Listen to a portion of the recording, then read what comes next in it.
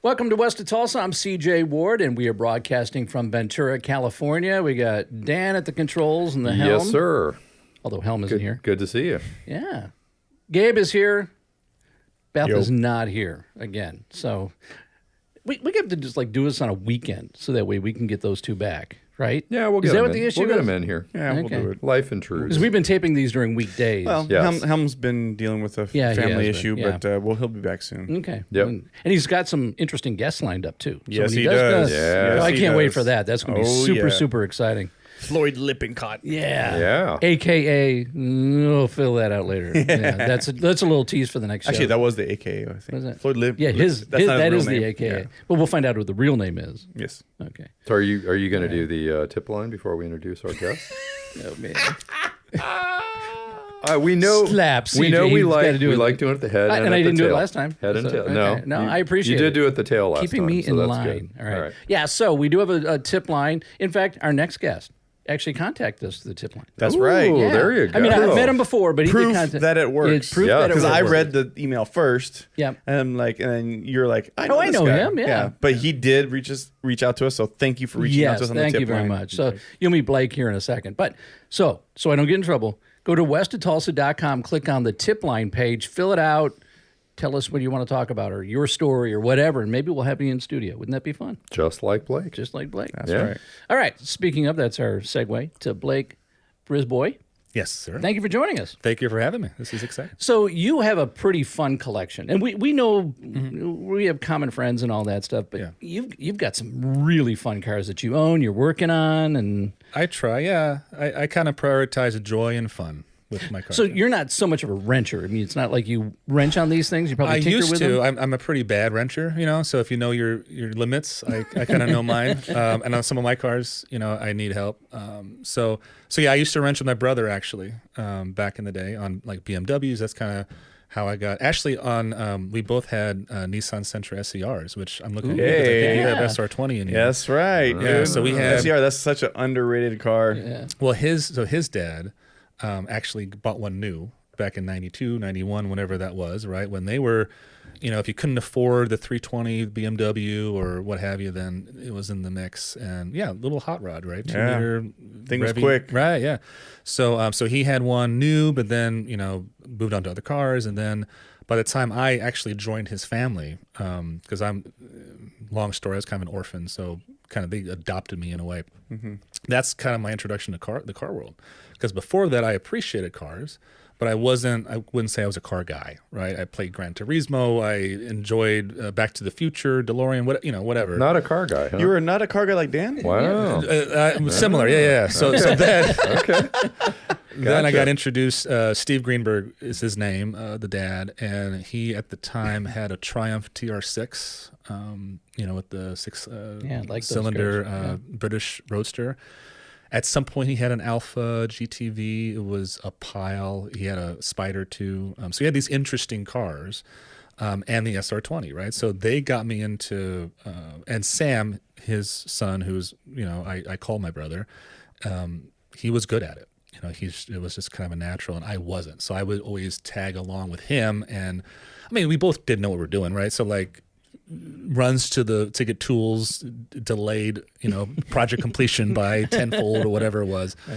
So we had fun with it, right? So the SR20 we had at one point I think we had 4 of them, Nice. the Nissans. So yeah, in high school I traded my Toyota, which my biological family had bought me. They were big Toyota people, kind of like how I buy Apple products now, just like not what car, what Apple. But Yeah. now it was what Toyota. I can relate. Right. Which is fine. They didn't, it was a good appliance, a good car. So I had a Toyota Avalon and I sold that and then bought an SCR and a Chevy Impala SS. So I had my first collection of depreciated like contrast, which is, I love in my collection or my fleet or whatever you want to call it, or cars. I love contrast. I love having things that are very different. And I was telling CJ, And interesting, and just interesting. yeah, to you. to me, which right. is subjective, of course, Yeah, right? But right. like my friend Craig, who is why I'm here, because I'm good friends with him. He was on the show, and I was saying he's a completist, right? He wants to have every 2-door coupe Jaguar, right? And if I was Jay Leno, maybe I appreciate them all, but I really want a car from Italy, a car from France, a car from Germany, a flat six, a four banger, a V8. You're kind of an experience guy. You want to feel the experience of each one of these cars, what they offer. Well, also like I chased power like a lot of us did back in the day, trying to one of my SCRs was turboed, right? Drove like shit, wheel hop. I mean, it wasn't like it was fun. It had made cool sounds and stuff. I don't regret that, but we chased more power, faster.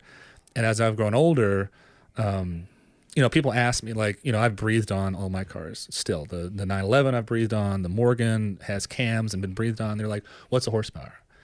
And I'm like, honestly, I don't care. Like I did those things not to go faster. In fact, as we've kind of learned, I think from electric cars, right? Like, what do you do with that power?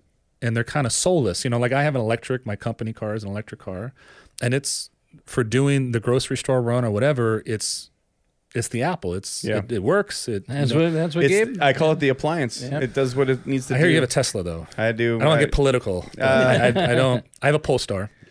So I'm at a crossroads, right? Because I going to replace it. It's a lease at some point, and they work so well, but at the same time, I don't. The smell, the sound. Yeah, exactly. So the Morgan, I just drove here through Potrero, if you know that road in Lynn. Yeah. And there was a farm, I smelled the farm. There was a taco stand, I smelled the taco stand. Like you're part of the experience is the sensory experience, right? You taste the bugs. Taste the bugs. Yeah, for sure. You feel everything. Like there was this street here to get here. Mm-hmm.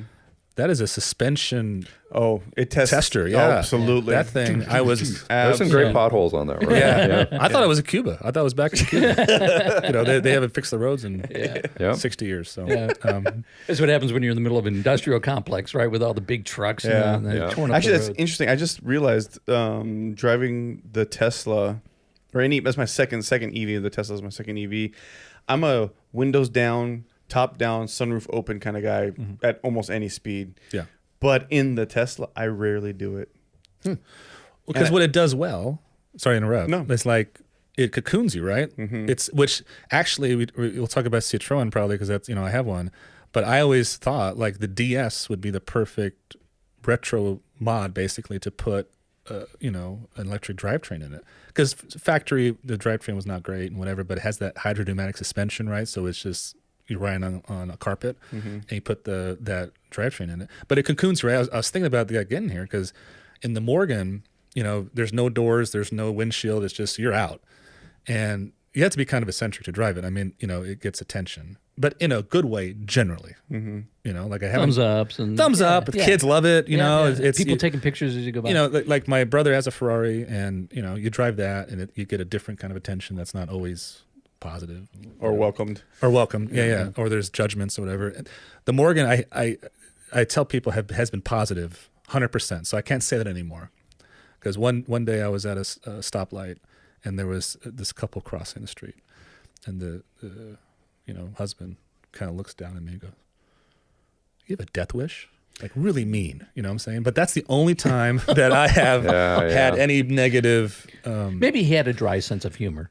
Maybe he crashed on a bike a long time ago, and he's just. But you're in it, like you have to be kind of like you have no protection, because I was also thinking like, man, these sounds, because that's a V-twin, it's got a cam, it's making these, it's like a Spitfire engine, and I'm like, I used to enjoy, like in my Impala, I had a sound system, right, and I would enjoy windows up or down, but if they're up, I'm listening to my favorite music. And these days, the car would be the best place for me to enjoy music, because I have kids and a wife and, different music taste or whatever. But none of my fun cars, like my 911, my 89, it had, one of the things I didn't like, a previous owner did to it, was they put in this aftermarket radio. I had the same thing on mine. I took it out. So I went to Marco the last time I went there over at TLG. Shout out to Marco. TLG, Yeah. He takes, that car is dialed in. But one of the things last time I was like, I put it on for the first time, and I had the car for, I don't know, 5, 6, 8 years, whatever it was. And I'm like, it doesn't even work. And he's like, well, I have an OEM, plate for it. So I just yanked it out, put it in. And it's like these fun cars, again, the sound experience is one of the things that I like, where a Tesla, You know, Exactly. I have a minivan. It's to take the kids. You have a Tesla. It's to get places and be Yeah. cocooned. Dude. Well, it's interesting with my 911. So right after I bought the 911, I dropped the guy I bought it from. He says, "Hey, can you drop me off at the house?" I said, "Sure." So I dropped him off at the house, and he goes, "Oh, wait! I forgot something. I got a box for you." In the box was the original radio, and he had put in this aftermarket radio. There's all these amps in the front frunk, and I get home, and the only sound I wanted to hear was that motor, the air cooled. So I took it down to a stereo shop, and I asked them, "Can you guys swap out, put the original radio back in here? I know it works." And the young guy who worked there looked at me and goes, "Why would you take out that really nice stereo system out of the car and put the old original one back into it?" And the old guy who's standing next to him goes, and he looks at me and goes, "Don't pay any attention to it." He goes, "We'll fix it up. We'll get it right." Yes, I listen to the radio, but the sound I want to hear is that motor. Well, you can ring it out. Going back to like when I was saying we chased power, we chased horsepower and stuff, and I say I don't, slow car fast, right? You all know this. It's like you can. To me, having fun with a car is taking it towards its limits, right? Hopefully not exceeding your own limits or the car's limits, but like kind of dancing with that. Test things out. A little bit. So with the Morgan, it's very low. Yeah. Very low. I can get the ass out. I can, do whatever I want. And even the 911, right? Like my 911's been breathed on, but it's to the wheels, 230 horsepower. Just shout out to Marco again. He dyno tuned it recently, just running smooth. And yours was an 88. 89, It's the last of 89. They sold a 4-wheel drive model. Yeah, right. That was a 964, and then the last of the G body. Right. So mine is the G body. It's the last year of that. So it's not a fast car, but when I do drives with my buddies who have brand new 911s, they've called me reckless before, and it's the driver, right? Like I take that car near its limit for the street, and you can't do that in the new ones. Yeah. If you do that, you're going to kill somebody. Kill yourself, or I my wife gave me for my birthday this year. Shout out to Adelina. She got me one of those PCA, the Porsche Experience Center. Oh yeah, I was done it a few times. And it's a short course. Have you guys have done it? I've done it. I have not done it. No, it's cool. You need to do it. I mean, you absolutely need to do it, CJ. You especially. I've heard great things about it. We definitely got it. Same with Dan, the non-car guy. Yeah. Who does motocross? Sure. And his dad's a drag racer. Yeah. So the last time, the first time I did it was a Carrera T, right, which was a good package. It was like a base car, right, with the base engine with some of the suspension stuff, and a little lighter. Perfect. Then my wife was going to give me the gift card to do it this time with all the crew. And she asked Craig, what car should I get him? And Craig, my buddy, GT4 RS, which is a good choice of a car. Awesome car. Yeah. Right? Yeah. But it made me sick on the track. Like I legit almost had to stop. Really? I mean, it's for that tight track with those Cup 2 tires. And it's a lot. And it's kind of like, when is too much car? So like when I, take them in my funky cars or whatever, slow car, fast, like you only need a certain amount of car. As long as it sounds good to me, as long as, feels good. And like you guys, I think I've talked about Miatas, right? Oh yeah. I test drove, and pain points, another pain point here. The ND came out, I don't know when it was, 8 years ago, whatever it was. Yeah. You might know. I don't know. Test drove it, and I'm like, this is the best car ever made. This is the most fun per dollar ever, I think. But to see under the windshield, I had to do this. Yeah, same here. Yeah. Because my torso is tall. So that's the one pain point, choosing your pain points, right? Yeah. Didn't choose that, but my personal, pain point tolerance is pretty high, I'd say, because I have some pretty. You have a Morgan. It's painful obvious. cars. I mean, I have a Morgan. I have a Citroen. Exactly. So what other cars do you have in your collection how long have you had them? Which ones have like a soft spot in your heart? Yeah. Well, the SCRs, actually, I don't have them anymore, but I wish I did. I actually look on Facebook Marketplace sometimes because that level of cars, like, that's where it is. Yeah. I would get one because actually my favorite Craig's car is his Toyota. Have you seen it? The Celica, right? Yeah. That's very cool car. I appreciate that. His high school sweet car. Yeah. So, yeah, I miss those. But currently I have a minivan, Kia Carnival. Love it. And I have a Polestar, like I said. I have a 63 Alfa Romeo Giulia Sprint Coupe 1600. Now, is that the one that when you sent us photos, it was looks like it was being worked on. They put a So motor that was on it? restored in Italy Okay. by a specialist there in 2017, and then that's my newest acquisition. I actually got that at Gooding and Company at the auctions this last year in That's a Monterey. pretty car. Well, it was love kind the of a color. moment for me because I'd always been at the auctions with my buddy John, and a car sells for $20 million or something. Everyone's clapping. Yeah. And I look at him like, why are we clapping? Like, what are we cheering on here? Like, these cars need to be used. They need to be driven. They need to be shown. And the only way we're going to see this again is at the auctions in 3 more years when somebody else sells it again. for a profit or whatever. So I'm, but it's a nice place to be. They do a good job. So it's kind of a moment for me because there was a lot of no reserve auctions and things were selling. The market I could see was softening. I was like, oh, I've always wanted an Alfa Romeo in blue, and I always wanted GTV, but this one was the earlier Giulia, and got it. It was kind of. And what year is it? 63. 63. So I have that. I have the Morgan Pretty. three-wheeler, which I got new from Dennis over at Morgan West. Do we want to bring up pictures of some Yeah, I of was these about to vehicles say, since we're talking the about Alpha. them? I think we have some photos of this. So it may- again, it if may you're- take me a sec to find it. That's but okay. hang on. I'll fill it in with a warning. Oh, well, there's the three wheeler. there's That's a three-wheeler. Yeah. So Was that's that that's having part fun? of the Distinguished Gentleman's Ride, which is a nonprofit. The Movember Foundation does it all over the world. It's a vintage motorcycle with dressed up, so you're in kind of period. Where is this? Yeah, from? where Take is that? this? Culver City? That is Culver City. So what's Good cool eye, about that Dave. ride? It's a very slow ride, which is not as fun in the Morgan going slow, but you get police escort. It's pretty neat. Oh, that's cool. as well through. And there's other pictures. I don't have them here, I don't think, but there's like 200 motorcyclists behind me. So I'm leading wow. the And we should say, if you're listening on the podcast and you want to see these photos, go to You our need to- YouTube you need to channel. go to and- YouTube. And, yeah, YouTube. Go and what you do is when you go to YouTube, search West of Tulsa Show. Yes. Will pop up. If you go just West of Tulsa, you end up getting music videos or something Right. like that. Yeah. Country Okay. music video. There's yeah. there's So describe what we're seeing here for those who are listening. This is just we've got he's driving his Morgan in Culver City. There's looks to be about a dozen motorcycles behind him. You said there's about 200? This ride, I think the first ride I did, I've done 2 of them. The first one was about 200. I think this one was a little less, but it was still over 100. Dang. That's pretty cool. That's pretty cool. Yeah, it's pretty neat. It was a pretty neat experience. For a good cause. So What is this? I saw this. I threw this in there because So- I'm like, so, what is this? it's going to make you talk about it. this is my Citroen mechanic in Kentucky, David In Kentucky, no of less. Excelsior Motors. Wow. So the Citroen is another convoluted story, but I'm on my second SM, Citroen SM. So kind of my way into that was, part of my heritage is Cuban, part is French. And the French part, I thought, okay, I haven't had a French car. I've always looked at them. They're always interesting. They ride really well. And maybe my wife would actually drive with me in a Citroen because it's like super comfy. It's like a sofa on 4 wheels, right? Exactly. It's like- And I respected they were engineered very well. Mm-hmm. They're always engineer first. Overly complex, that's why they get a bad rap, and people don't know how to work on them, which I'm getting to. But one popped up, an SM, which was kind of the penultimate Citroen until they dissolved.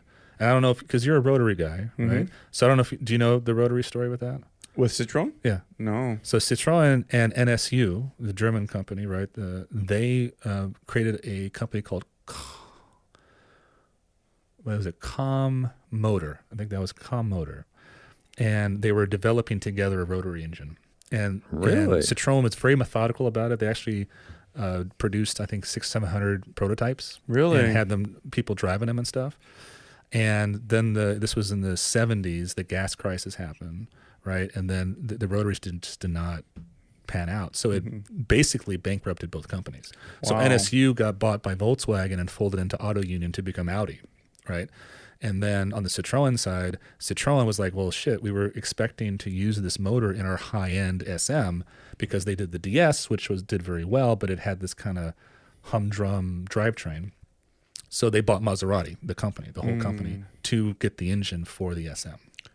Right. Wow. So anyways, that's the rotary. So I think That's pretty Mazda should cool. have a shirt, I survived rotary, because it has bankrupted every other company. You got to has get one touched of it. those. wouldn't it be? Absolutely. Well, I'm Yeah, going to ask Bern Herrera, See if he knows. See if he knows. I'm sure he does, but Oh. I didn't know that. That's cool. You get some attention in the Cars and But Coffee you know what, with though? that It's funny, though, because with the Citroen, now I'm going to ask you this question in a second here, but the rotary in a Citroen, to me, makes sense because it's such a quirky, I think it's quirky, car that a rotary would fit. it would fit that whole persona of that Yeah. car. Plus, it's a small compact motor and all that. So the question I was going to ask you is, why the Citroen? Because you're the first Citroen owner that I've ever met, and I understand the quirkiness of the car, and some people just like quirky cars, but it's got to be more than that to why you want to get one, I would imagine. Yeah, I mean, so going back to kind of what I like about cars, I think I like it to be unique. I don't like to have another one, even though I have a 911, which, to be honest, a bunch of them out there. a lot of them out there. 911s. Yeah. But so there's that. There is the quirkiness, and I'll say uniqueness of it. And like I was saying, engineer first. Like, I don't think. This is all a business at the end of the day, right? And these are all toys in what we're talking about, right? So we're all playing in this sandbox of toys, which I think is really good for your mental health and longevity. So it's a necessary thing. But for a company that has to make a profit, for them to produce something of a singular focus, which is, I think, what makes it exemplary, right? A singular thing. Like the Miata, what I love about it is they're engineering it for joy, nothing else. It's not that practical, even though it's become more practical. It's not that practical, right? It's just small that. and Right. Some Well, people even the can't engineers fit in will- it. Yeah. Yeah. Well, like the GR86, another great car that's out now for the people that are, the younger generation. But it's more engineered for time, right? So like autocross is a great car for time. Mazda, you'll hear their engineers. They're talking about, is it fun to drive, right? So engineer first, I think, is not common. And I think the Citroen is a reason they went out of business, because now they're still in business, but they got swallowed up by the French government, right? Right after the SM. Literally, they had SMs. They were stubborn enough that they didn't think they had to meet federal regulations in the U.S. for bumpers and stuff. So they had all these cars to the U.S. that they couldn't deliver, and that's what ultimately put them out of business. Wow. Where then the French government has to step in and go, okay, we're taking over. We're taking over. So they're a state-owned car company. Well, since then, I don't know even who owns them, to be honest. I don't pay attention, but it might be Stellantis, one of those huge. Okay. Well, like Honda. So going back to Morgan, so Ichiro Honda, right, the founder of Honda, he called this whole like conglomeration of auto brands because of the business end of it, right? So R&D a car takes so much money that you have to justify with so many allocations and so many sales and that sort of thing. So he made a famous quote, I don't know, 30 years ago. He said, "In the future, there'll be 6 car companies and Morgan." Wow. Yeah, look it Wow. up. So Ichiro Honda said that. That's cool. What he meant by that was, from a business model, Morgan, they sell X number of cars per year. They're hand built. They have a wait list. They have their customer base. It's tiny. It's a speck of dust, but that's what In they the do. grand scheme of things, that's It's what a speck Yeah. of dust that, from number standpoint, and as a business, so many people value growth. We got to grow this. We got to expand it. We got to blah blah blah blah. Right? But Morgan has been a business. I mean, they're not family owned anymore. They were family owned until recently, but 1909, so 100, Wow. whatever, 15 years. So they've been around, and they've been successful because they don't expand. They just do what they do, singular focus, right? can So back appreciate to that. the Citroen, I looked at the SM, singular focus. They wanted to make the world's best GT car. It's kind of like that guy, who's the VW guy that is related to Porsche that kind of revolutionized that whole company. You know what I'm talking about? Starts with a P. Pike? No. The head of VW? The head of VW that basically was the guy behind the Bugatti Veyron, the Yeah. XLR1 or whatever it's called, the hybrid. I know who you're talking about. The PRO Porsche or something. Yeah. I know who you're talking about. for that- Non-car coming from the guy. non-car guy. Non-car There we guy go. with The the car facts. guys don't Dan know with what the they're- facts. Yeah, here we go. Coming in hot with the facts, Dan. Yeah. Sorry. So, but he was like probably a tyrannical boss, but he had a singular focus for every one of those projects, right? The Bugatti Veyron was going to be the fastest supercar ever made, Right. What have you. So the Citroen, GT car to take your wife or whoever It's French, man. to Come on, it's Monaco, French. right? For the weekend, and that's what I wanted. I wanted a car that my wife would drive with me in, honestly, and because the 911 is lightweight, all the sound is, isolating stuff is stripped out, which I like. but my wife, doesn't. So, so that was the impetus. Did it work? Yes and no. So no, it hasn't worked. Not yet. So that is the there you go. That is the original one that I bought from a local museum on Bring a Trailer. Beautiful color. So it looked beautiful from the outside. Unfortunately, pain points as it were in our hobby. It is not restorable. So it has rust in places that make it economically not viable to do unless you're have some kind of. And what year is this? That's a 73. Oh, yeah. So it's one of 600. It's a 3-liter, Wow. 6-speed car. And pre any rust protection type. I mean, especially with and who knows where it's been in its. Well, the problem was I learned later it was a Canadian car. Yeah, there you go. So Eastern Canada. Lots of salt on those roads. Yeah. So that one, even though it drove, honestly pretty well, I got some fun out of it. I shipped it to a Citroen expert out here in Santa Clarita that had bought SM World from Jerry Hathaway, he was the guy in the whole world. SM World was, he made a salt flat racer out of one twin turbo. Like, he was crazy, but he passed away. And this is kind of partly what I was telling CJ about what we could talk about today is really how the people that know how to work on these things, are retiring, passing away. Yeah. And the knowledge is not being imparted in part because they're not finding anyone that wants the knowledge. Yeah. And that's might be a generational thing. And Well, that's a problem with a lot of areas in the industry, the hobby right now. Well, I have this theory because we've talked about this on numerous episodes about restoration trades, or just trades period dying off. And you said something interesting is that maybe people just don't want to know it.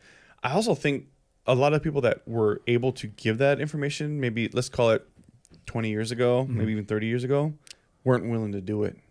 Because I think there's a lot of guys. That's how they kept It their was their customers, niche. their business. It was their and niche, now that right. they're too old to do it and no one wants to listen to them anymore, it's like too little too late. I'm just wondering if that's the case because I know plenty of guys that didn't want to share secrets until later on in life. And I wouldn't be surprised if that's one of the factors. But. it probably is part of it. In my experience, I haven't run into that as much as I have business owners and across trades. I'm a business owner, but especially with these car things that they cannot find help. To this day, right? So like there's an Alpha shop in LA. I've been on the wait list for a year. And it's because he can't find anyone to hire that wants to do the work or wants to even learn the work, right? David Hume, who now has my Citroen in Kentucky, he's wants to retire. He's kind of made that clear. His contemporary another David in New York, just sold his business, restoring SMs. So in the States, once David's gone, there's JF in Santa Clarita that hopefully will take it on. But it's, I talked to David when I flew out to Kentucky, and he's like, yeah, there used to be 30 years ago, there'd always be kids that were interested, but now I can't find anybody. So I think that has been, as a psychologist that works with youth, up to young adulthood, I have seen a big shift in kind of expectations of a generation, right? And what they want to do and what they're willing to do and what they find value in. But also the world around them is vastly different than when any of us grew up, and how we consume things, how information is given to us. It's just very different. Hands. Well, we've talked about this before, and kids, young people who you work with a lot, generally, cars, they don't care about cars. A lot of them don't. A lot of them don't, yeah. My own kids, it's like they both have functional Japanese cars that run. Right. And, I'll ask them, I tried to bring them up. Like I used to do oil changes in the driveway. Here's how you do an oil and filter change. Here's how you check your tire pressure. Just simple maintenance stuff. Right. And my joke with them is, oh, your car's working. You're just going to drive it till it explodes. And then you'll say, hey, Dad, there's a problem with the car, Yeah, exactly. And it's kind of sad because, when I was growing up, it was like, my best friend in high school, his brother had a 69 Z28, and we just worshiped that car, like drool over it. Like that car was the most badass thing on the road. Yeah. And that just, kids, you Doesn't know, seem to be around that much anymore. how excited were you, any of you, to get your driver's license? Oh man. Yeah. What did it mean to Drooling you? for Especially it. in Southern California, Yeah. where, you know, we're car obsessed because it was designed that way, right? With the freeway system and all that. I stuff. lived in the boonies. I lived between Ojai and Santa Paula, Highway 150. You couldn't go anywhere without Right. a car. Literally, it's like I was hitchhiking when I was 15. I'd hitch down to Ojai, hitch to Ventura, because that's the only way to get around. So think about how a kid lives these days. Yeah. And what they need to get their needs met, right? Whether it's Amazon or social media or the internet in general. Uber. Yeah. And I love the internet. I love tech. Yeah. But if I'm being honest, I think life was better before the internet. I 100% I think it agree. was. 100% I used to go to agree. Tower Records once a Yeah, week. yeah, me too. On when it dropped in the albums. Was it Tuesday? It was day of the week. Yep. Yeah. And you'd go there, and there'd be passionate people Yep. there that worked there. There'd be like people drawing and painting the album covers to hang on the wall, right? And then Yep. if you There'd were be a a fan, line. maybe they would Yeah. give it to you later, and That they knew were- the music. that knew the music, Yeah. that would expose you to different things. They were passionate about it. Yeah. Like you needed an auto part. There was an auto part store in Thousand Oaks, California. I forget the guys' names. 2 guys, and they drag raced Volkswagen Bugs. Beetles. Wow. And they just knew they were so passionate about that. But it was a resource, right? And it Yeah. was a social connection. And we Yeah. are, at the end of the day, social creatures, right? Yeah. So like, Now it's all online. Kids do it online. They're gaming. They're in forums, you know. So just in more detail, tell us what do you do for a living? Monday through Friday, what's your main job? yeah. Well, right now I have a 10-week-old at home, so I'm that's a big I'm job a dad right right, there. now, Yeah. but and a 6-year-old. But for my day job, I'm a licensed psychologist in California.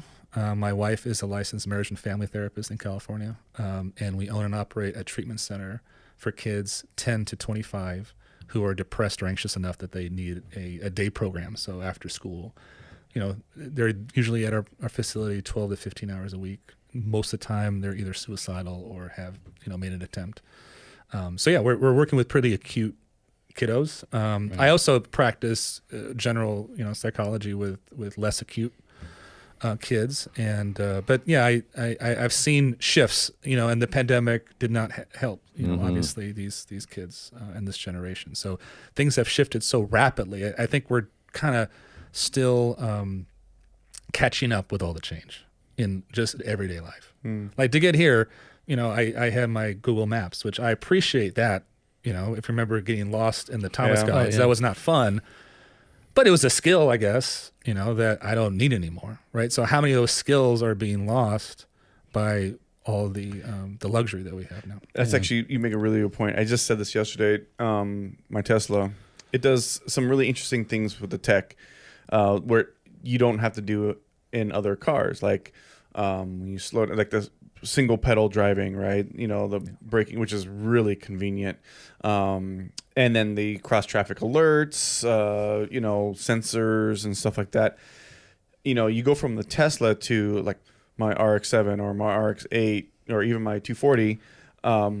None of those features exist, and I forget sometimes because I'm just preconditioned. Yeah. I mean, the fact that I got to use a key to get into the car and start the car is, Yeah. wait. Oh my God. Like, yeah. The other day I was in the RX-8 coming to a stop sign, and usually I just let off the gas and it slows down, and I was like, whoa, and I was like, okay. And someone asked me, Eric actually from Spearmint Down, he asked me, he's like, hey, did you get the full self driving? I was like, heck no. The autopilot enough scares me enough to like how convenient it is. I was like, I don't need it driving for me. Yeah. That defeats the whole purpose of having a car, to be Yeah. honest with you. So I totally can relate with that. When we were coming back from the Bay Area, so I'm driving and we're driving the Acura, and I look and we're stuck behind a couple cars, and I have to ask Gabe, is there a car up there in the slow lane so I can see if I can pass, if I have room to pass? And he's like, yeah, no, you got room, go for it. And then right after that, you said, now if we were in the Tesla, you'd be able to see all the cars and where they were located, and you wouldn't even have to ask that question. Yeah. Yeah. And so that moment struck me as, oh yeah, okay, well that's Yeah, it's a cool. I look at the Tesla as an appliance. It's not a car. I get no feeling from it. If I drove it off a cliff, I wouldn't think about it again. I would never think about that car. I have no visceral connection to it whatsoever. I'm desensitized to it, actually, to be honest with you. It's like some of these kids that grew up. I got into cars because my uncle had a Ford Capri, and I thought it was cool, and he had an MG, and he had this and that. And I didn't know what they were. They just made noises, and like it's cool, and it's mechanical, and I could play with it. Right. I had examples. to show me, you know. And with my kid, I hope to do the same. Like, you know, let her, even if she doesn't like it, she can see the car, smell how bad the rotary smells. You know, you know. What's that? Brap, brap, brap, brap. What's that sound? It's the brap brap. I'm not doing the sound. Brap. I'm not doing the sound. But one of these days I'll get you to do it. Okay, thanks. after our whiskey show, maybe. Yeah, there we go. But I feel like maybe, and you know, you've deal with these kids all along, because you know I have a 3-year-old, and I you know, concerned about her growing up in this day and age, right? And you know, we try to keep the iPad away from her and stuff, but you know, it's around. It's helpful in certain cases, but I also want her to go. I hope her mom's not listening to this. Is break shit and, you know, do stuff with her hands and go make a mess and you know, camping and get dirty. Yeah, and dirt shower. And she loves Best grabbing thing for worms kids. and Best thing for kids. Yeah, and she loves all that, which is I'm very thankful for. Yeah. No, go ahead. No, but I was just gonna say, like, you know, with these kids, like, you know, I want them to, like, that's what I like doing the Cars and Coffee. I love when people bring their kids that can touch. And then when guys let them, I saw some guy this last Sunday, he's like, hey, he saw some kid looking at his car with his dad. He's like, hey, if he wants to get in there, you know, he can go inside the car. And the kid was just like, and I was like, man, that warmed my heart. I was like, that is so cool to let this kid go into your car so he can touch it, feel it, whatever. I'm like, man, that is so cool. And I feel like maybe, you know, because there was a period of time where I wasn't doing the car thing. I was focused on work. I was focused on things. And I'm, you know, if I'm going to be completely honest, I was like not a car guy like Dan claims he is. Sorry, Dan. Throw me under the bus again. No problem. But I felt like, you know, like there was something missing in my life, something tactile missing in my life, you know, and I was like, I never want to go back to that. You know, and I don't know, maybe these kids growing up without that. Their dads aren't, you know, that's a good point, because I mentioned it's like toys. I mean, it is. Right. And I mentioned that play is an important thing in someone's life. Right. Like early pandemic, my wife is half Nicaraguan, half Iranian. And so my father-in-law is from Iran. And he looked at, you know, these people. Everyone was taking walks all of a sudden, you know, just around the neighborhood. He looks around and he goes, all these people, they're not going to want to go back to work. He said they're getting a taste of this type of life. Yep. And they're not, because, you know, our culture is very, what's next? Yeah. You know, how do I, and there's other cultures that have, you know, more recently been through maybe more things or what have you, that, you know, have more of a connection to, I don't know how to define that, but you know what I mean? Mm-hmm. You know? So I think at the end of the day, for me, what I have to remind myself with cars is they're just objects. I mean, they're just physical things, right? So what's cool about them isn't the preciousness of it. And again, I'm you know, I get there sometimes, but like to let the kid go in the car, and like that's gonna make that kid's life, right? And it should make your life. Like, yes, that's the thing that, you know, I love taking drives. The thing about preciousness for me is key. Like that SCR, it was precious to me in the way because it was my high school car, but I rang that thing out. I mean, I drove it. You know what I mean? Yeah. And then when I get a car and it's too precious to me, where I'm hindered from doing the things, letting the kid in the car, driving Enjoying it, whatever, it. Yeah. enjoying it, then it's like, what is the point of Right. this, right? I feel like that's my probably my only pet peeve in cars in general is when somebody has a car and they don't want to drive it or too afraid to drive it because of they don't want any blemishes or they want it to be perfect. I'm like, that's not the reason to have a car. That's why I don't understand. I understand collector cars, but it just irks me that someone will get a car and never drive the thing. Now, if it's a business thing, I get that. You're not a car person. You're just a businessman. But if you have a car to collect it, I'm just going to have it and show pretty. And then the worst thing is when no one knows that car exists. And it's hidden away. And it's hidden away to rot. And next thing you know, I got to get rid of it. And now you've ruined the car and no one knows about it. And it's, you know, it's just like, it just drives me insane. Yeah. You know, if you have a car, drive it. I like the psychology of what you're talking about, because this is one of the things we've talked about is the next generation. I mean, why? I mean, why are they not gravitating toward this like we did? I know you kind of touched on it, but I think this is a big part of, you know, what we're dealing with now is just a whole different way of thinking for a generation. Well, I think what's important is like the more I know, I don't know much, or I don't know everything. So I say all this with a caveat of like, these are my experiences, Dunning-Kruger, my right? thoughts. Yeah. And, you know, like I said, I think kids are less, they need it less as far as the transportation aspect, what it meant to us, which was freedom, that is lost in a way. and how the world is. I also think that, what kids find accessible about community. So like when you say cars and coffee, like cars and coffee to me is honestly not my favorite thing unless the people there. Yeah. I'm hanging out. It's a hangout. Yeah. Like if I go to Montecito, I'm going to a parking lot, but if I see CJ, I see CJ. Yeah. Right. And his car, whatever, we talk about the car. Yeah. It's something about that. And usually we stand around not always talking about cars. We're talking about other stuff. Of course. That's right. Right. But the impetus is we're here for that. We're this is what binds us together in a way. Right. And I think with a certain generation, they find that in other places. And again, when I say the information, and again, I'm not trying to demonize tech because to your point, my daughter plays Nintendo Switch. We have fun with it. So it's not, this is the world. Yeah. We have to find a way, I think, as a culture to harness these things in a way, but also be a little bit timid and apprehensive about them too, or at least aware of them. Mm-hmm. Right. Now, do you think that? I think I've been on this planet long enough to know that everything is kind of cyclical in some form or fashion. It's cyclical. Sure. Do you think that this younger generation that you've just described, all of a sudden, at some point, may go? They go there like is a hipster? freedom out there. What's that? They go hipster. Yeah, go hipster. Yeah, there you go. Yeah. There is this freedom out there that we should experience. Can you see the younger generation kind of seeing the light and going, I've been trapped in this world and I need to see the rest of the world and have this freedom. Do you think that'll happen? Maybe for some, I think some will poke through. If they have the right mentorship or the right circumstance, for sure. I've worked with some youth that I'm like, you have chutzpah. I'm not Jewish, but you know what chutzpah means? Like, It just like this energy, right? Yeah. And like you don't know what you're doing, but you're not afraid to try. Yeah. Right. I think going back to preciousness, I think a lot of kids are intimidated by, someone else can do that, right? Because everything is so automated. And again, the world they live in, information is flooding at them 24/7.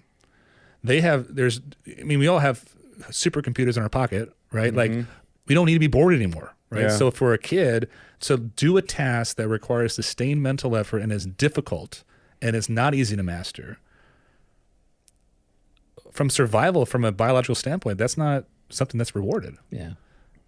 Because where's my fix, right? Yeah. Like if someone goes to David in Kentucky and learns the Citroen, the SM, which is engineered like a freaking plane. Literally, one of my shout outs to Roland, who is another buddy who just came out of the woodwork because I bought a Citroen SM and found me and was like, you need to know what you're doing with this car. So to this day, we have a support group text string with 2 other guys across the country with SMs. We all have more than one because that's the thing. But anyways, the community brings us together, and David in Kentucky, if he got someone, a kid that for whatever reason somehow got to him, it would take 10 years to learn everything that they need to know. And that's the crisis that's like here. And it's coming. It's not immediate. Yeah. But kind of. Yeah. Again, I have an Alfa Romeo year. For the youngins, it's not the satisfaction of learning Correct, it. yes. They're not going to wait 10 years. They need that immediate satisfaction. Right. And then they're not going to get paid well because they're being taught. Yeah. Right. And it's like, well, where's my pay? There's just different circumstances culturally that combine into this idea that there's a lack of that apprenticeship. Yeah, we've had enough people on this show now. Your show 33, so we've got like 50 hours of this, of talking to people about car stories and their cars. And one thing I've noticed is, and you guys have noticed this too, are guys from New Hampshire. That's a father-son thing. Vivian, who was sitting in his chair 2 weeks ago, that was her dad. Right. It's got to come from the parent. There's very few hardcore car guys where their parents hated car. There's a few. Some people rebel. I listened to Adam Carolla. That's how he was. His parents were nothings. They were zeros. And he's like, I like things. And that's why he's into cars and races cars and so on. But I've seen this over and over in the guests we've had in here. Ryan, him and his dad. Yeah. They're car guys together. And it's like, that seems to be the conduit. And even my dad was a drag racer, like back in the day before he had kids. He died 2 years ago when I was putting together his memorial stuff. I had a picture of him with this 56 black Chevy Bel Air, jacked up and everything, probably 400 or 500 horsepower car. I'd never seen him with that car. and it was probably 5 years before I came around. So you're right. it's kind of like that is where I think a lot of it needs to come from. It needs to come from not necessarily parents, but family. An uncle who's into cars, an aunt who's into whatever. Exposure to it. Yeah, I think that's a big part of it. You make a great point, Dan. But this is a question that I have for you, since you deal with so many of these on the other side of the coin, because the few young people that I've run into, they always seem timid to ask a question. They don't want to ask me. They're afraid to tell anybody that they know they don't know the answer. Yeah, or even just to ask a question, or even just make eye contact with me. Yeah. You know, and I'm wondering if that has something to do with it, because I think I know some young people. Vivian's a great example. She's very young, and she is a go-getter. She's not afraid to ask questions. She's going to go figure it out, willing to make mistakes, which I think is kind of rare in her age group. But I'm just wondering, are they if they're afraid to ask the questions? Because if they asked you, CJ, if they asked me, I'm going to answer them, and I want to help them. Sure. And I mean, I think, because I have 2 daughters, I think part of it is the social anxiety you're talking about. And that with the whole generation, I know the pandemic didn't help at all, but I do believe you got an entire generation of youth that, I mean, social connection it's been broken somehow. It's been broken. I mean, I did one of my postdocs at Occidental College in LA, small university, and hookup culture was the thing at the time. It probably still is. Where you're online, because the thing about the act of asking someone on a date that you don't know the answer, that's a hard thing. It takes some courage, some risk of being Rejection. pretty vulnerable and rejection, right? Yeah. And that's something that we all had to kind of figure out, one way or the other. You don't have to figure that out anymore. It's an app. You know what I'm saying? And again, the app solves a pain point, but what's the outcome at the end of the tunnel there? Like for these kids, it was, it's all about sex, but the sex is unfulfilling. yeah, And I wish I dated. I really want to date. And it was eye opening, because from the surface, you're like, this generation doesn't want to date anymore. They just want the sex. yeah. But in private, they were all yearning for that connection, which as social beings, that's what we want to try. We need to try. It's not want, it's a need. Yeah. We need that. And when we don't have it, that's when things kind of get scary, and things kind of, not to be political, but polarized, which I think one of the things I really appreciate about you guys on this show was, I was telling CJ, the diversity of what, you have people on that are into drag racing, hot Topics, rod, yeah. JDM. News van guys. Right. The news Yeah. van Mike. guys, That's why Mike was here. Mike too. Talbert. Yeah. So you have a diversity, right? And I think that's what's different about you guys, and it's different about the generation, is that, again, how the algorithm spits out information, which is power. You're in news, right? Yeah. I mean, duh, right? But like the social media with the algorithm, like it just feeds you what you want to hear, Yeah. what you want to see. You get pigeonholed. It's for programming your whole and life. preconditioning people. And now we definitely, because that's the thing, if we just talked about JDM cars or just Ferraris or just Porsches, we would probably get a bigger and faster following than we have now, Right. but it would only be Porsche guys or only Ferrari guys. And we didn't want that, because we know so many different people from different walks of life that have really interesting car stories, and we just care about the stories, right? We always say we're not car experts, because we're definitely not. If you watched more than one of our shows, you'll know we don't know always what the hell we're talking Especially about. Dan. Especially Yeah. Dan, No Mr. idea Car what he's Guy. talking about. For sure. Yeah, we don't even know who we are. No. I mean, and what I think, and tell me if I'm not wrong, but I think one of the things we've enjoyed more than anything else, seeing different people from different groups with different likes and passions and all that, and they meet up, and all of a sudden they're friends. Yeah. It's all unified. Yes. It's all unified. Yeah, that's fun. we see this week after week. The people that come in here, they're talking about different cars and different stuff they do with their cars.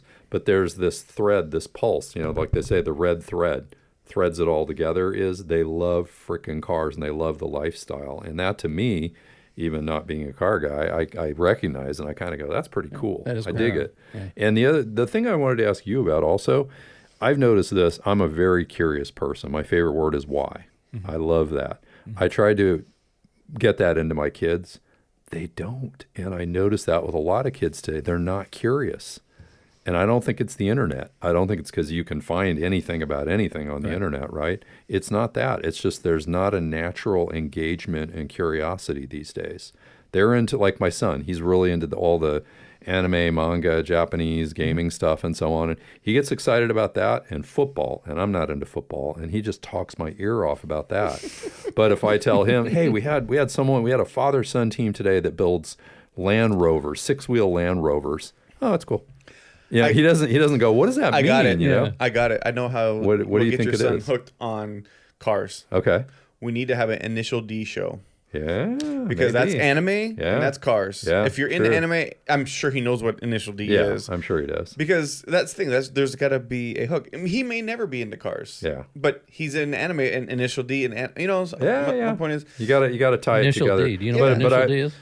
I know what it is. Yeah, I've never I have seen no it. clue. It's what the initial D is. drifting thing. it's a very famous anime series cartoon. They made a movie out of it from the 80s Yeah, or 90s, 80s or something early like that. 90s. It's about this tofu delivery car or guy. Tofu that delivery. delivers Yeah. tofu Yeah. through the mountain. Yeah. And does the toge through the mountain In his A86. in an old Corolla A86, very famous car. All the cars. There's a RX-7, there's a 240SX, whatever, and it's a very, very popular series all over the world. Yeah. And it's all anime. Wow. It's a I must have cartoon. been working a career and having Yes, kids. yes. Nice. That's how I mean, I was missed that. never into it. I knew about it. I was never into it because I wasn't into anime. But it's part of the car, at least the Japanese car culture. So like I said, he might not be into cars, but he's into anime. Into that. Yeah, Yeah. and that might be one way to connect or whatever. But I also think, too, going back to what Blake said, is there's nothing that a kid can't find out on their phone or their computer. I mean, you could literally look at even things that you don't want them to know, they can know, which, whatever. And if you get that information easily, like microwaving your foods, like you can get it instantly versus like smoking meats like I love to do. It takes time, but I think. But when they get a taste of it, you show. I think it's our responsibility as older generations to show them or tell them. They might not listen to you right away, but they'll know. These kids are paying attention. Well, do you see this in your practice, in your day-to-day? Do you see a lack of curiosity in kids today compared to 10, 20, 30 years ago? Let me think about that because I think I have. I don't know if I'd use the same word, curiosity, but or engagement maybe. Or, my company is called Engage. Actually, there you go. Okay. Engage Therapy. But yeah, I mean, even when I look at my industry of therapy, psychotherapy, right? There has been, and this is again a cultural thing, the medical model of let's find the disease and let's find the pill or the intervention that statistically, right, gives the public health system the best shot at like nipping in the bud. I shouldn't say nipping in the bud because nipping in the bud implies that we're proactive about it. Right. Because that's not. That is saying we're waiting for a disease to happen. You're reactive. Reactive, correct. Right. And that's our medical model, and it makes us very good at certain things like cancer treatments and stuff like that. I personally think not as great at preventative measures. Sure. Right. So I think what we're talking about is in a way preventative, right? Is looking at, the suicide rate is up by 40 times. Why is that? Wow.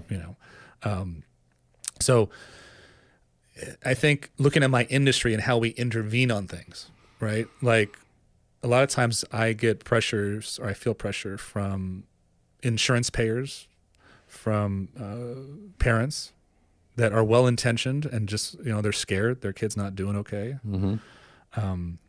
They want it fast. They want it by this empirical validation, which is important. I mean, I have a doctorate. I did a dissertation. I believe in academics. I believe in searching for truth and all that. And yet I think I know enough to know that, words on a page or a textbook is not an experience that will make will create change. Right. So like with a kid, if I have a 5-year-old that's, hurting themselves, self-harming, what have you, and there's been a divorce, for instance, I'm not going to sit next to them and go, how's the divorce going? Right. I'm just not. That would be nonsensical. Yeah. Right? I have to provide a space and an experience that over time shifts something for them, right? So I think also a lot of this consumption, again, it's not the Instagram, it's not the tech, it's the outcome down the road. Right. That's unforeseen. These people are doing the best they can at the job that they're created to do or they've been hired to do, right? So I don't try to, it's not to demonize that and to look at just what is we're dealing with now, right? So talking about curiosity, I do think there's a lack of delayed gratification in kids I've seen, and in culture. I shouldn't say in kids, because I'm different. You're different. Like, we're all different from kind of the soup that we're in right now. And I think, going back to the intervention side, if I'm working with a kid and I'm doing a rose bush, so a rose bush is an exercise I do with children, where I have them draw a rose bush, right? Mm-hmm. And I, basically guide them through a meditation. And I say, okay, I want you to, imagine a rose bush, and what color are the flowers, and do you have roots? Do you have thorns? Maybe you don't have any thorns. Where are you? Are you in a planter? Are you in the concrete? Are you in the farm? Are you in the space? What's around you? Are there fences around? So all these things, right? Eyes closed. Open your eyes. I want you to draw that. This is not an art class. Just draw it the best you can. If you don't know how to draw it, just use lines, shapes, and colors. Then I have a conversation with them. I want you to be the rose bush. Who takes care of you? When did you get here? How did you get here? What's the weather like for you? Are there other rose bushes? Do you talk to them? So it's this third object, right? So I'm facilitating an experience. I'm not going to get validation as a therapist of being like, I cured you, mm-hmm. right? And we're not talking about hitting your brother, right? But we're using play to create an experience, mm-hmm. right? And I think that's where certain generations don't have that experience of playing in that playground and falling down and getting back up, right? Mm-hmm. We talk about like dating, right? So like, it's an awkward conversation to like, hey, do you want to go on a date with me, right? But you especially if you have to do it in person, face to face. That's what I mean. Yeah. Right. Yeah. But you learn how to do it for yourself, whatever that means for you, which might be for someone outgoing be one thing, and someone who's introverted another thing, or whatever, right? Yeah. But with an easy out or easier out, I think down the road, this is what's produced kind of a generation that doesn't want to make a mistake, doesn't want to see a pie on their face and then it be blown up on social media, or to their friends or whatever, right?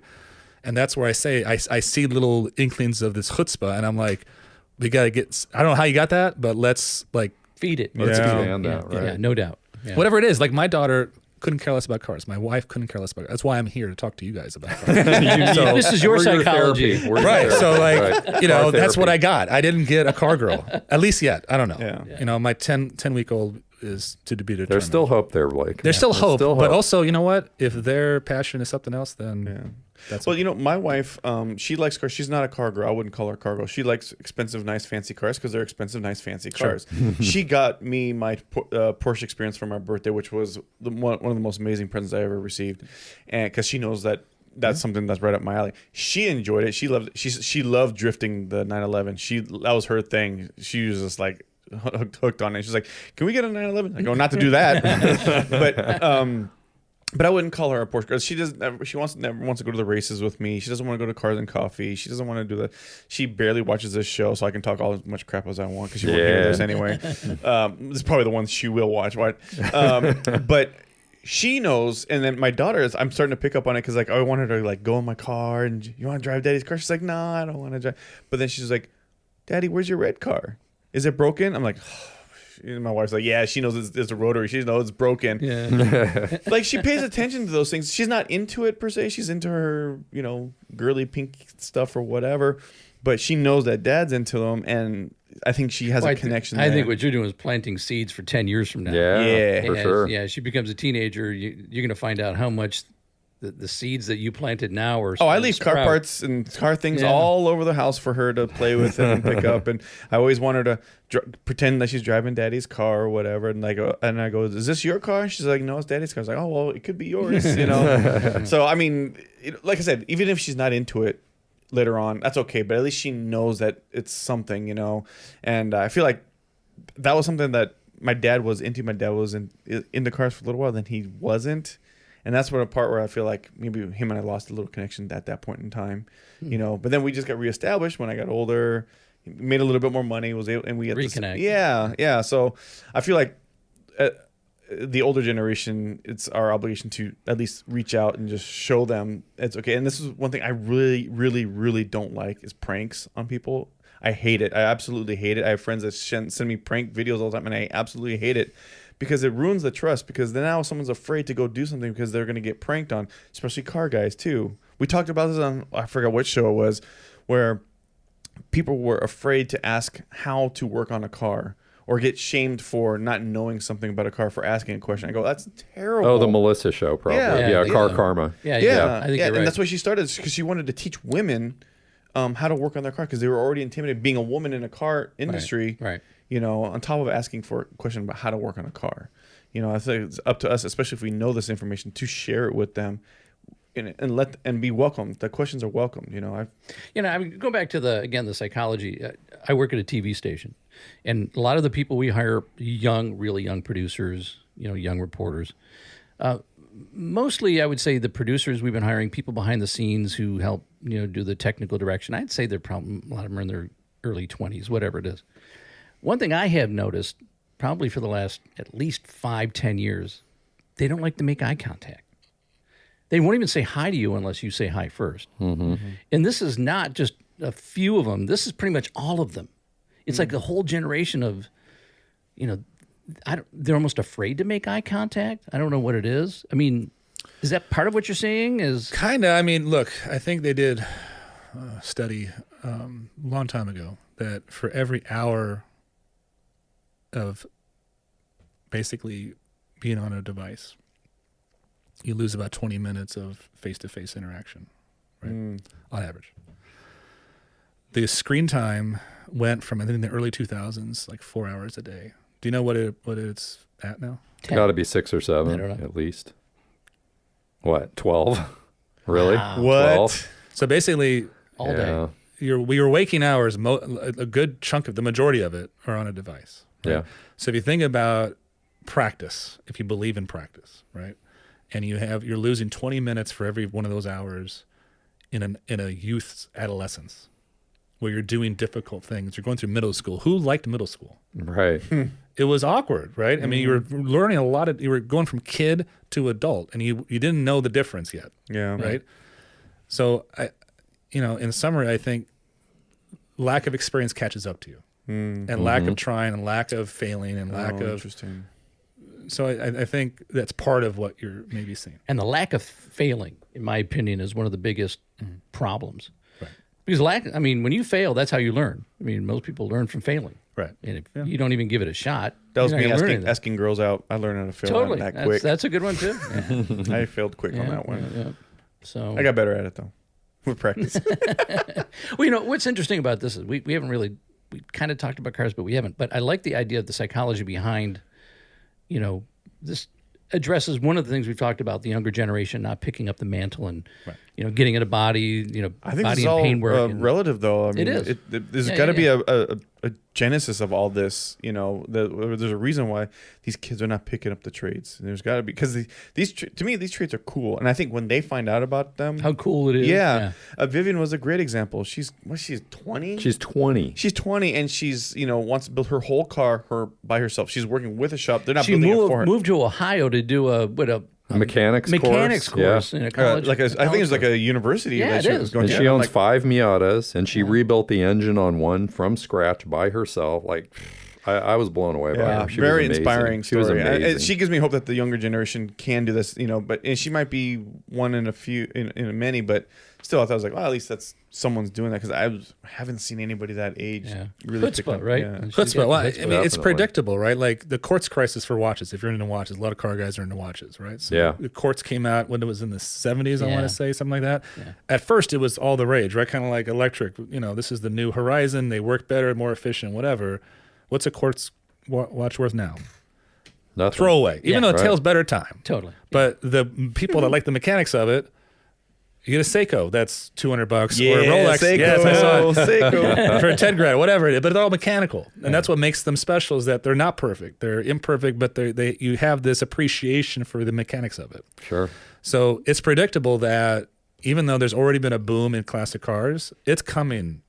It's going to be worse. There's going to be more people that are in demand for these services, and no one to work on them. Yeah. I mean, Yeah. absolutely no one, and not only no one. The knowledge is going to. That's where I Yeah. shudder to like where our hobby is kind of going. That being said, that's where I try my best. Like what I love about the new age of car culture. It's like you have a Lufty cult That's right. hat on right now. So like Radwood, Lufty cult, these experiences that will bring in, I think, new blood into kind of the fold. But it's a matter of taking that and giving them an opportunity. Because I think, there's money on the table too. Like that woman who does the rebuilds the Miatas. Someday, I don't know if yeah. Miatas are going to be the thing in 30 years, maybe, hopefully, but like, Hard to say. But that skill set is going to be very valuable. Yeah, you I know? agree. So it's just a matter of like how to get. And that's why I wonder about that cyclical thing. You wonder if we're seeing like the beginning of another cycle. I think you we are, see a but whole the new cycle's generation. not going to look the same. No. Obviously, Yeah. we can't. But I agree with what Blake's saying because it's hard to find guys. You just even working on the newer cars, like my JDM cars and stuff. It's hard to find somebody, one, that's competent enough, and two, that even wants to do it. I'm literally on my race car. It's taken so long because I had to beg people to wire up the car, literally beg them to do it. And I didn't say this to them, but I was like, I'll pay whatever you ask to for me to pay, but they still don't want to do it for whatever reason. Maybe because I'm not famous, or they're not going to get any clout with. Oh, I don't. Whatever the reason is, and I'm like, what the heck? And then luckily I come across Eric and Dustin. They're like, do we want to do it? Yeah. Granted they're in their 30s, but still, I'm having a hard time finding the right people. That's why I didn't want to work on cars for a long time, because I can't work on them because I got a company to run. I would imagine you probably don't have as much problem if it's imagining hooking up to a computer to look at specs or something. I don't know. That probably is not a problem, right? If you want to find somebody just to hook up to a computer and I know see what's going on internally. way more 3D scanning, 3D printing, 3D designers in the car world than I do actual fabricators that can actually do the work by hand. Yeah. It's great that they could do model stuff on the computer and send it to a machine, and the CNC machine cuts it and prints it or whatever. But someone's got to install it. Someone's got to make sure it fits. Someone's actually got to do the work, and like the other ones, upholstery. How many upholstery guys do you know, right? And, Craftsman, and yeah. it's funny, you ask about what is the one trade that's disappearing faster than anything else. Almost every time I hear upholstery. It's upholstery Really? and body shop Yeah. and body I mean, shop. any- The body work, I think, Yeah. because it's even the body people that are here now are like replace a part. They're Yeah. get the new part. They tell us shoot it's all insurance. They want to do the insurance Exactly. work. Well, they don't want to. They don't want to like do something custom and cool. And a few of them do. a But big hodgepodge of comments is our post that's gone probably the most viral, is what Dana Newquist was talking about, the loss of restoration trades. Yeah. And in the comments section, it is it's wild. I mean, We like 350 comments or something. it's probably more by now. Yeah, probably is. But the thing is that you got people on. I mean, there's guys that work for insurance companies, body shops, home guys arguing all these points, and they're all like valid points. But at the end of the day, you have to want to do that stuff. Yeah. You can't just. The money just won't let you survive. Yeah, you can turn it into a business, but if you're talking about restoration trades, it's a job of passion, like Bruce Terry. We have Bruce Terry here. Yeah. I don't know if you watched that episode with the platypus, Bruce No, Terry and I Danny. missed it. It's a car ostensibly that he's making out of an antique plane. It's crazy. It's a crazy project. But everything's Bruce- hand shaped. But Bruce Terry is his fabricator. We went over to their shop. It's actually a couple miles from here. And Bruce made a 2,000-pound English wheel, if you know what an English wheel is. He made his English wheel. It's huge. It's like as big as this whole area I'm sitting in here. Yeah. And he made that so he can English wheel these body panels. And you see him. To exactly what he wants. Yeah. Yeah, because he didn't like the ones that were out there. And we ask him, we say, Bruce, what are you? How would you describe you? And he says, I'm a sculptor. That's what he is. Yeah. He's not a body guy. He's a sculptor. Yeah. And it's true. He can legitimately say that. Because I call him a metal fabricator, and he's like, but every panel on that car is hand rolled on his English wheel, and the contours are wild. I mean, everything's Beautiful. It's Art Deco kind of And he's willing to looking. teach too. He did classes and stuff like that. So I don't know if he's still doing it or He wants still to does, do it. yeah. But He still does. I was like, oh man, we need more of these guys before they They leave us. Yeah, right? yeah. So we got guys. I think there's guys willing to teach. I just think people need to be more vocal about it. Having this conversation, I think, is a good thing.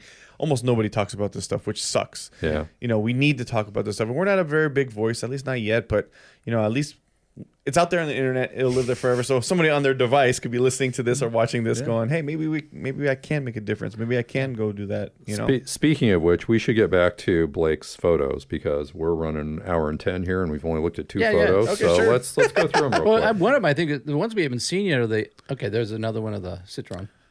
Am I saying it right? Citroen. Citroen. I say Citroen, but yeah, I've heard it a bunch of different Citroen, ways. Yeah, whatever. Citroen. You know, Citroen. I don't say my Depends name if you're American or Yeah, Parisian. European. Yeah. right. Yeah, so this is the rear view of the SM. this is the original SM that I had that is traded in now for a different same year model with David Hume in Kentucky. And some of the other pictures, like the one you had up before, was his part stash. Mm-hmm. And what I learned, I spent 3 days with David in Kentucky, and he, I was talking to him about the car, and I'm like, this guy's an engineer.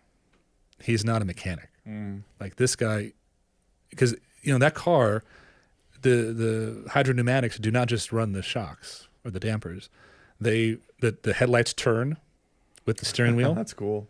which for developed in the 60s was quite a thing. Yeah. That's all hydraulic. And he was explaining me these ceramic disc in the hydraulic lines, and it's like when my buddy who works for Intel talks to me, thinking I'm an engineer, and I'm like, I'm not. I'm a psychologist. I'm trying to hear you. I'm smart, but like I can't follow. You know? Right. And the brakes run off of it. And actually, when you were talking about your one pedal driving and going into a different car and kind of the muscle memory, the Citroen, the SM, the Citroens had a bulb for a brake. I don't know if you've seen this. So you have the gas pedal, here where it always is, the accelerator, and you have the clutch, but the brake is on the floor, and it's literally a bulb. Really? And it's the hydraulic pressure, and it works once you figure it out. But at first, it is scary as hell because you're like You're like, searching I don't for have the a brake. So brake. like, where's I the don't brake? have And a then you, brake. you Oh touch my it like you gosh. would with the pressure, and you come to like a So you have head in the windshield. You have to feather it with the ball of your foot, Yeah. kind of thing. So you have to learn how to drive the car. Yeah, so that's a thing. So Citroen was engineer first, and it was stubborn engineers, man, which I appreciate. I'm a stubborn guy myself. So they did things always different. They did not care about, this is how everyone else does it. And when you do a test drive, you're like, what the heck is this, right? So it's no wonder it didn't sell but yeah, that's I've seen the bottom. I don't know if your model has, but have you seen the inboard brakes on Citroens? it has inboard brakes. It's amazing. The aerodynamic efficiency of it is actually better than your Tesla. Wow. efficient drag. The brake disc and cylinder is inboard of the car. It's not out on the wheels. It's like in the body of the car. It's crazy. It's the craziest thing I've ever seen. And there's It's actually in the engineering transmission. reasons. So there might be a picture I sent of my okay. drivetrain out of it at David's shop of the new one. That's the Alpha Giulia. There's the Alpha. That's a beautiful car. That's at my brother's wedding. I think that's all the Citroen. Yeah, I was about to say pictures we those are have. the only two I think that we loaded up. Okay. Yeah. Well, there was others I sent, and he has the drivetrain out because he rebuilt it, and the transmission. It's a front-wheel drive car, so it's kind of like your father-in-law's old Tornado. Oh, right? yeah. Front-wheel drive. It didn't have a V8. It had at the time a 2.7 or a 3-liter V6 to get across emissions in France. So in France, I think it was taxed if it was over 2.8 Certain liters size. or whatever, which is always what happens, right? Like a luxury tax kind of thing. Yeah. So they cut 2 cylinders off to make it, but it was still a powerful Maserati engine, front-wheel drive with those inboard brakes pretty much attached to the transmission. So Yeah, it's unique. crazy. Okay, so tell us about this. So that's the Alpha. There's not much to tell you. That's the newest car to me. It's all of 90 horsepower right now. So again, fast car, slow. It has a very unique braking system. It's all drum brake, which is my first all drum car. Is that a GTV6? Is that what that is? What is No, that? so the GTV was right after this. Okay, what model is this? Just This is for the our Giulia listeners. Sprint Coupe. Yeah. 1600. Julia Sprint. I love how they spell Julia too. It's Yeah. awesome. Yeah. Yeah. That's 63. 63. 63. So this was towards the end of the line of the Giulia before the GTV came into existence. So yeah, it's a 1600, like I said. So it has a little upgraded. It has a 5-speed in it, so pretty ahead of its time. It's a pretty car. Really a pretty A car. Bertone design. That's the engine back in Italy being restored. Looks like a brand new engine. Look at that. It's very clean. And talking about Craftsman, so try to get your carbs rebuilt these days. It's very Oh yeah, Yeah. forget that. Or someone that could even tune them. right. Yeah. Yeah. Yeah. Putting it in or taking it out. And there's that guy. I don't know if he's still doing that. That guy. Oh. That's And this is in Italy. in Italy. Yeah. Okay. Did you ship it over there? No, so I bought this at auction. So this was already All right, restored. It was, Oh, cool. but it was at a collector bought it in Florida, has all kinds of motorcycles and Italian cars. I didn't drive it, so it's a fresh restoration essentially from like 5 years ago, 6 years ago. So Now, this is it being painted? painted, yeah. Is this the final color? Yeah, it's called Bluette. Bluette. Bluette. Beautiful. In fact, it looks like they're kind of polishing up after it's been Cleared. Yeah. Yeah, bodywork is. I do not like doing bodywork. Bodywork, it's hard to find good tedious. people. Yeah. Beautiful. I think that's all we have. Yeah, I think that's it for the- I only have like 7 or 8 stills here, so there you go. Yes, if you pull up any of the, because I sent some Citroen ones if you put it in later, but David's shop is amazing because, again, he's an engineer at heart, I think. He was going to go into law, actually. Really smart dude, University of Kentucky. And then someone said, your passion are these cars. Why don't you? And his father had an SM. So, there's this thing in Japanese culture called ikigai. Have you ever heard of it? I've heard the word. I don't know what it means. So I'm going to mess it up, but I'm going to do my best. So it's a Japanese term for life passion, basically. So it's like a Venn diagram, like, what are you passionate about? What does the world need? What are you good at? And what can you get paid for? And when you find something that Kind of matches all those things, Yeah. then you don't retire, which means you live longer because you don't need to retire because you're good at the thing, you're passionate about it, the world needs it, and you get paid for it, right? So why would you retire? Right. We're just missing one out of this show right now. We're just missing one thing out of The that. pay part? Yeah. We'll keep it going. When we get there, Yeah. game on. That's right. Yeah. So like, with David, he found his ikigai, right? Even though, so talking about generational thing, I think when I work with young adults, right? A lot in our culture, a lot of times they're looking at, what's the highest esteemed job? What's the highest paying job I can get? What's How the quickly, easiest, yeah. whatever, all that stuff.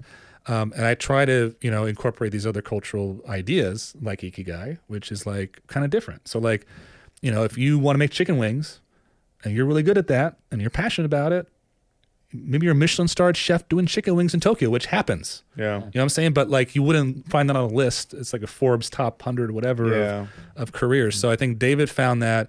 He's been doing it ever since. He owns, it's a farm that's been in his family since like the 1600s or whatever. Really cool place. And if you see the pictures of it, actually Haggerty went out to his shop to do like a photo shoot or whatever. He told me this, so hopefully I can replay it. He said they left. They're like, I can't shoot this. This is a mess.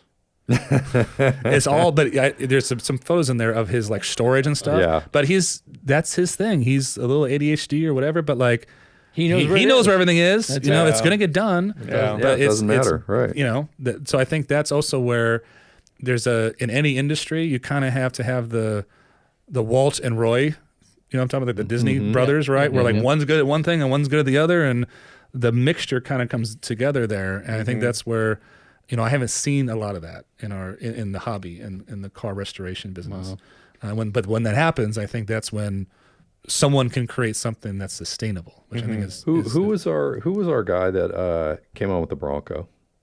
August Perro. From Yeah. Agasso. Yeah, I don't know if you saw that episode, Blake, but he brought a '77 Bronco, I think it was. Yeah. The bright orange one. the Yeah, beautiful bright one. orange. Gorgeous. And we've had several guests where you could tell they're OCD obsessive about this stuff. And the cars that they've brought here that we've been able to put our hands on and sit in are just like jaw dropping.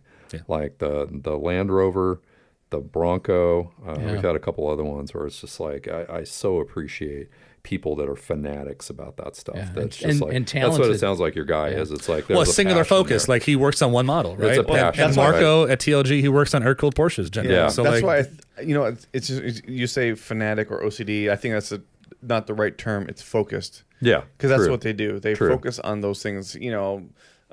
Marco's not going to work on a brand new GT3 RS. Right. I mean, he could, but why would he? Yeah. His focus is, and it's very apparent in his work. I think it's the guy that tried to do everything that it starts falling apart. It's like, Yeah. you got to have focus on these For things, sure. So Maybe there's a message for us. Maybe we need to be more focused on a certain topic. Well, you're Car no, stories. I'm joking. I'm wait. I totally stumped these guys. They're like, what the hell are you talking about? It's like, CJ, what kind of harebrained shit are you going to get us into now? I mean, because we sit down sometimes in some of these shows. We have the guest. We have an idea of what we're going to talk about. But an hour and a half goes by and we talked about all kinds of crazy shit. We talked about child Everything, psychology and the youth of today. No focus at all. But I think that's the thing why I enjoy doing our show is that we get to talk about cars for an hour and a half, and anything related to that car. Or if the car was the catalyst to another part of that conversation, Right. Yeah. And I don't see a lot of other car media doing that. No. I do see storytelling, but they're doing it in a different way. Well, all than those we're other shows, doing they it. have car experts. We're not car experts. And Right. we don't want to talk about cars. We're not going to do car reviews. There's a bunch of people that can do that. Right. We're just here to talk about people and their stories. And really, the people are driving our show. Like, we're just here as, a vessel for them to share their story. For sure. And eventually we will have a way for people to do that on their own. They don't have to come on the show. They'll be able to preserve and keep their data through a tool that we're building right now they're able to basically do what you're doing on this show. Tell your story, because it's your story. Preserve it, yeah. It's not who's to say we're not here to argue that story. Yeah. So I think that's the most important thing. And that's what I enjoy doing. Yeah. No, it's fun. Well, Blake's our first French car guest. So Yeah, so I was about to say. that in itself is quite a milestone because French have a car culture, and it's largely ignored by Americans because you can't buy them here. So You can't work on them here. I think that's the big thing. So Citroens Yeah. are worth a lot more on the European side. Yeah. Because there's a guy in the Netherlands that's really well known, and there's For guys sure. in Italy, and you can get your car serviced over there. yeah, But since it was new, that was an issue. Yeah. Because it was so different. And that's what kind of helped kill the car in general in the US. And then now they're depreciated to the point because it's like my car's in Kentucky. And God forbid something happens to David, right. I'm shipping it to the Netherlands. That's my plan B. Wow, that'll cost you some money. And I thought I had it rough with the rotaries. So how long do you think that'll be before it's ready? Has he given you a kind of timeline? Well, you have three things, right? They say about like construction, right? They can be good, fast, fast, and or cheap. You pick two, right? Sure. David is very fair, and he's very good. I don't know. I don't know the time. It'll get done when he gets it done. Well, if He's also solo. I mean, he's there. He has one helper. His wife does his books. It's well, if you get the car back and we're still doing the podcast, if we haven't killed each other, Yeah, I'll say you, Well, have you he'll come fly by? out and he'll do the podcast because he's the kind of guy too that out of the bleeding heart. we'd love it. He would go Gianluca is an Italian cardiologist that is on that text chain I told you about, and he had his car restored in Italy because he's Italian cosmetically, but then brought it to David to do the mechanicals, and he got it, was driving it around, and the fuel pump went out, and David felt so bad he hopped on a plane Oh, wow. and flew out to Gianluca, Wow. and in his driveway is wrenching in and put a fuel pump in. So that's the kind of guy David is. That's So that pretty also cool. leads to a little longer of a time, but Will you call him up and just say, "Hey, I have a problem"? Well, with my no. car," so he'll fly out here. And Well, that no, moment. CJ, I got one better. In that text chain of yours, just text everyone in that group is invited to come on this show and tell their story because that would be. I'm Yeah. sure there's some interesting stories. Oh, Roland. So Roland is also, like I told you, I bought the car and Bring a Trailer, the original one, the green one, and he reached out to me and was like, "This is who I am," and blah blah blah. And since we talk all the time and talk about French cars, he has an Alpine GTA Turbo. Do you guys know what that is? Yeah. Yeah. Very rare car around here. It's Sure. a 911 competitor, built very well, great car, but just didn't catch on here. So yeah, that group. Lynn is in that group, and he has a Jag and a bunch of stuff. So yeah, We'd love to have a Fun. French car panel show. That'd Yeah, be that would awesome. be fun. That would be really cool because most Americans are clueless about French cars. They don't know. They don't even know they exist. Like you said, the Alpine. How many people even know that car exists, right? In the United States, at least. Yep, he thought it was going to the F1 team was going to do well. Unfortunately, that hasn't panned out Yeah. too well. So, All right, Blake. Thank you for joining us. thank you for having Yeah, me. we'll have you back. It's, Yeah, that was Appreciate cool. that. we need Yeah, to- great show, great Yeah. conversation. I think it was fun because it was more psychology than I thought it was going to be, but it I mean, totally No, applied. I think it was great. Totally applied. It's much needed. We needed to talk about this. And it's good that we had Blake on to talk about what we just talked about before Gary, who's runs the auto shop up at San Ynez High School. Mm-hmm. Good that we spoke to Oh, you yeah. before we have Gary on, because Gary's going to join us. He said he'd join us here. And we're Awesome. going to talk about his perspective on what we just talked about. So Yeah, that's- that'll be can't wait good. to and hear that. he Excited to hear even that. said he might bring one of his former students. Oh, that'd perfect. be great. Yeah, who's Perfect. Good. now doing what we've been asking. Oh, we've been looking talking forward to about. that. So okay, Very cool. all right. So please like, follow, subscribe. We have our YouTube. Channel. Thank you. And go to our website, westofTulsa.com. Click on the Tipline page. Fill it out like Blake did. Yep. And you'll join us in studio. Maybe you have something interesting to talk about. Maybe you have a great collection. I don't know. Maybe you have a French car. Exactly. All right. Exactly. Thanks for watching, listening, and we will see you west of Tulsa.